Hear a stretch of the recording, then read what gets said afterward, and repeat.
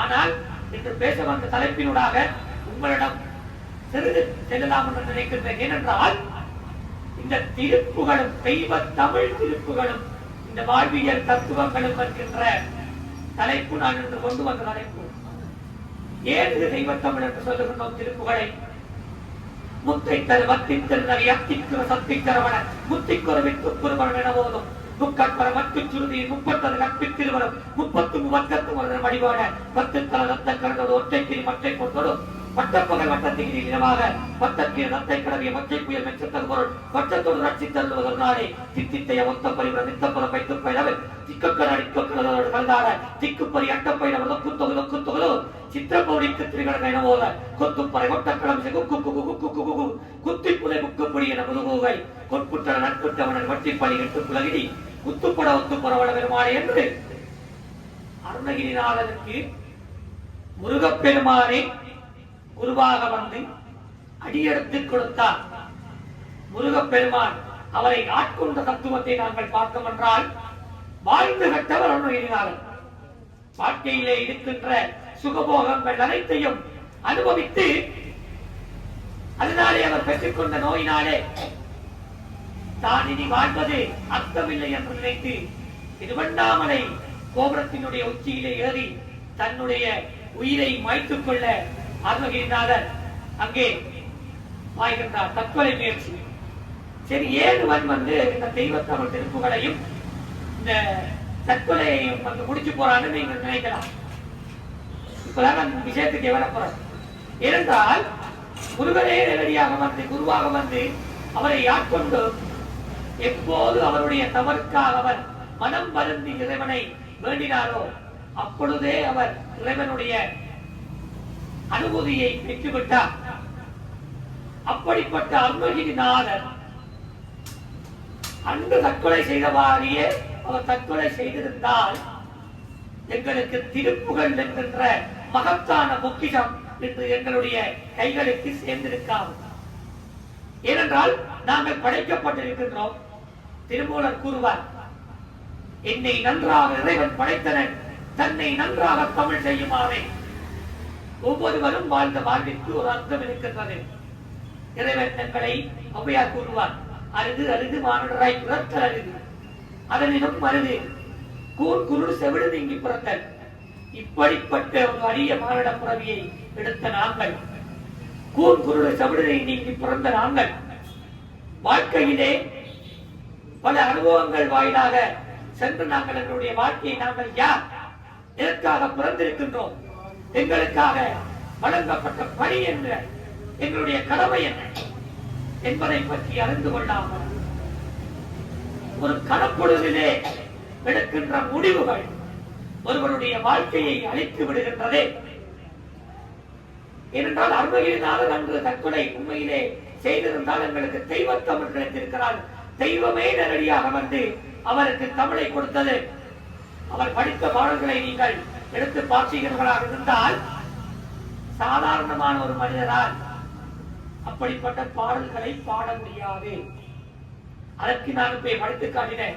இந்த முத்தை தரு பக்தி திருநகை என்ற ஒரு பாடலே சாட்சி. அருணகிரி பெருமான் 16,000 பாடல்களை பாடியிருக்கிறேன் என்று அந்த பாசுரங்களிலே அந்த வாழ்த்து பாடல்களிலே கூறுகிறார். ஆனால் எங்களுக்கு கிடைத்த பாடல்கள் வெறுமனே 1324. ஆனால் எங்களுக்கு தெரிந்த திருப்புகள் மேக்சிமம் நாங்கள் பார்க்க போனோம் என்றால் 20 திருப்புகள் தான் எங்களுக்கு தெரியும். ஒருத்தருக்கு ஒன்று தெரியும், 2 தெரியும் அல்லது 5 தெரியும். மித்த திருப்புகள் தெரியாது. ஒவ்வொரு திருப்புகளும் ஒவ்வொரு பொக்கிஷம். எங்களுடைய வாழ்வியல் தத்துவங்களை எங்களுக்கு கூறுகின்ற அரும்பெரும் மருந்து. இதிலே நான் கூட வந்த விடயம், தற்பொழுது இந்த கலியுகத்திலே இந்த பொய், கொலை, கொள்ளை, களவு, கற்பழிப்பு, சூது, வாது, வஞ்சனை, பொறாமை, சூழ்ச்சிகள் என்று நிறைந்த இந்த உலகத்திலே இன்று நாங்கள் ஒரு புதுமையான யுகத்திலே பயணித்துக் கொண்டிருக்கிறோம். AI, ஆர்டிபிஷியல் இன்டெலிஜென்ஸ் என்று சொல்லப்படுகின்ற அந்த AI தொழில்நுட்ப யுகத்திலே பயணித்துக் கொண்டிருக்கின்றோம். இதனை நாங்கள் கலியுகம் என்று, கலியுகத்திலே இப்படிப்பட்ட மோசமான நிகழ்வுகள் நடக்கும் என்று ஏற்கனவே சொல்லிவிட்டு சென்றிருக்கிறார்கள். அப்படிப்பட்ட நாங்கள் என்ன செய்யலாம்? இந்த கலியுகத்தினை நாங்கள் எவ்வாறு வெற்றி கொள்ளலாம் என்று பார்த்தோமாக இருந்தால், எங்களுடைய பண்பாடு, எங்களுடைய கலை, எங்களுடைய கலாச்சாரம், எங்களுடைய விழுமியம், எங்களுடைய சமயம் எங்களுக்கு கற்றுத்தந்த பாடங்களில் இருந்து நாங்கள் விலகிவிட்டோம். நிலை வருமாறு என்னுடைய நெஞ்சே நீவா நித்தலும் என் பிரானுடைய கோயில் புக்கு புலர்வதன் முன் அழகுக்கு வழுக்குமிட்டு பூமாலை முனைந்தேற்றி புகழ்ந்து பாடி தலையால கும்பிட்டு கூத்துமாடி சங்கரா செய்ய போற்றி போற்றி என்று அலைக்குழல் சேர் செஞ்சடைய பாதி என்றும் ஆரூரா என்றே எழலான் இல்லை. இப்படி எல்லாம் வளர்த்து எங்களுடைய சமயத்திலே ஆலயங்களுக்கு செல்லுகின்ற பக்தர்களின் எண்ணிக்கை மிக மிக குறைவு. பக்தியால் யாருனை பலகாலும் பக்தியே மாதிரம் புகழ்பாடி. இந்த பக்தி எங்க வைத்து இருந்த தொலைத்து விட்டோம். கோயிலுக்கு போனால் அடியார்களின் எண்ணிக்கை மெய்யடியார் கூட்டம் எல்லாம் வீடு சுற்றி வேளாண் விண்ணப்பம் கொண்டு வந்தோம்.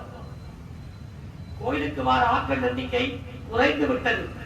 கலியுகத்தினுடைய ஒவ்வொரு காட்சிகளை நாங்கள் கண்டுகொண்டிருக்கிறோம். எங்களுடைய சந்ததி சிறிது சிறிதாக அழிந்து கொண்டிருக்கின்றது.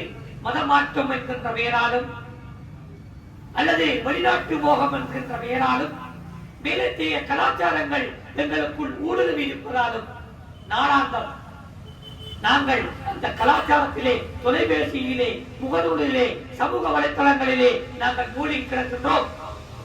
பிள்ளைகள், நாங்கள் வளர்ந்து கொண்டிருக்கின்ற பிள்ளைகள் ஒரு சிஸ்டம் அடிப்படையில் வளர்கின்றது.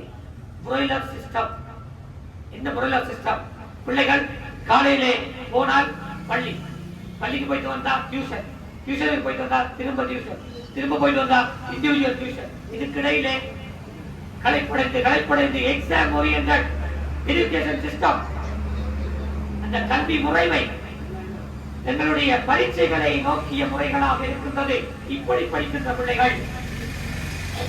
பிள்ளைகளுக்கு போட்டி ஆரம்பிக்கின்றது. எலக்டியூஷன், ஸ்காலர்ஷிப், பிள்ளைகளை ஓட வைக்கின்றோம் ஸ்காலர்ஷிப்.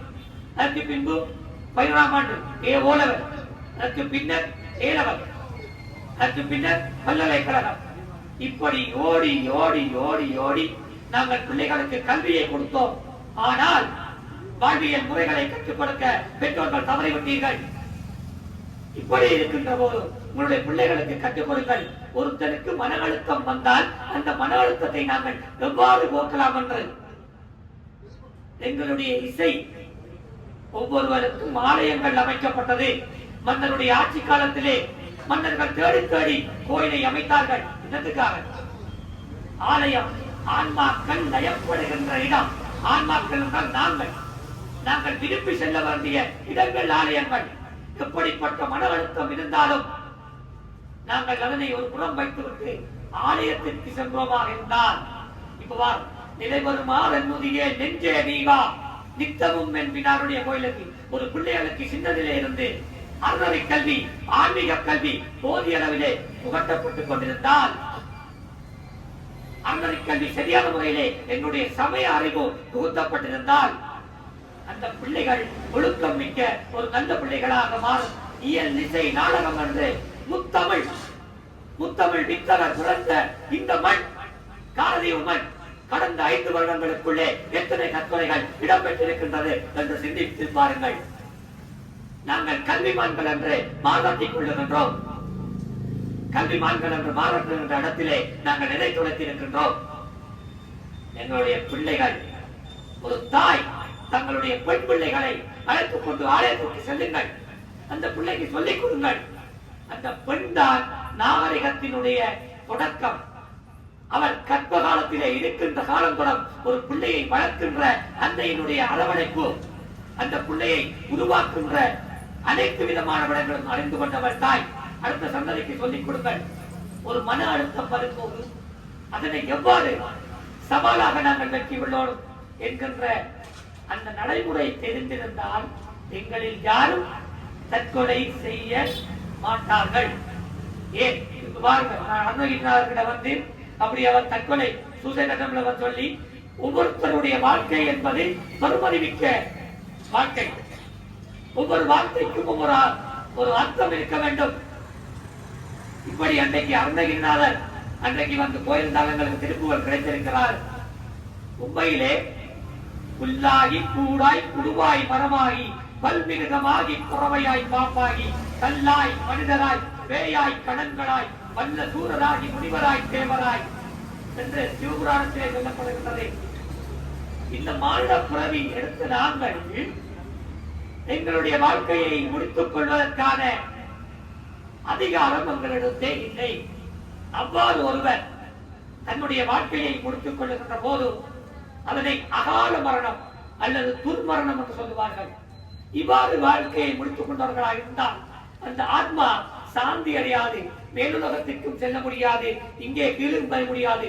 அந்த குறிப்பிட்ட ஆயுட்காலம் முடிகின்ற வரைக்கும் அவர்கள் பேயாக அலைய வேண்டும்.